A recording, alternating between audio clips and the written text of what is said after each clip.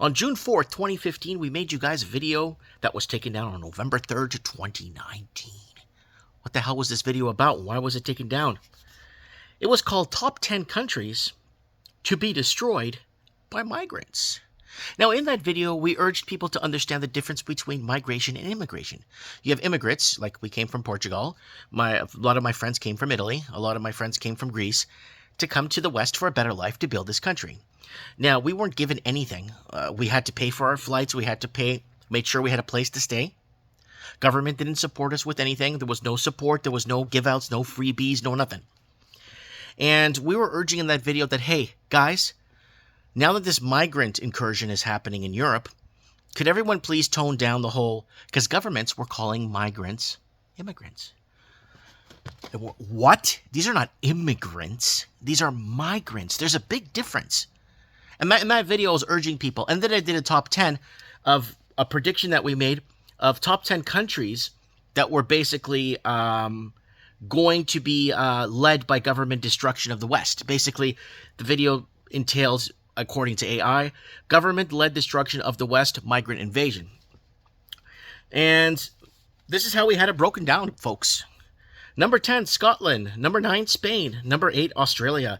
Number 7, Ireland. Number 6, New Zealand. Number 5, USA. Number 4, France. Number 3, Canada. Number 2, Germany. And number 1, England.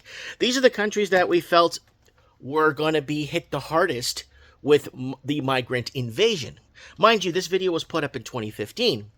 And we were also correlating how Western governments were going into these regions in North Africa and the Middle East to create destruction or create a zone of pain or create conflicts between all these different factions purposefully to push people out. Why?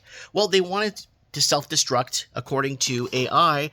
The video was about government-led destruction of the West, migrant invasion. So they wanted to self-destruct the West. Right? But here's how it works. They're using language in a way as a weapon. So they would say to you, no, those are immigrants coming in from Somalia. And they're coming in, these are immigrants. No, these are migrants. No, they're immigrants. And if you say migrant, you're a racist. It's the same thing like saying Chinese money launderers that are allowed to come into Canada and park their money in our real estate, create artificial shortages so you can't get into your own real estate market. You can't call them Chinese money launderers. They are foreign investors. You can't say Chinese money laundering. So you see how they use language as a destructive tool, not only to misinform us, but to divide us and put us in the racist cart. I've been in the racist cart. I think I've been a racist now, I don't know, for like over 20-something years, because I'm just asking questions on why some things are the way they are and how some things react differently to different... So just by simply asking those questions, you're a racist. And I keep urging content creators to please separate the difference, please, between migrants and immigrants, please.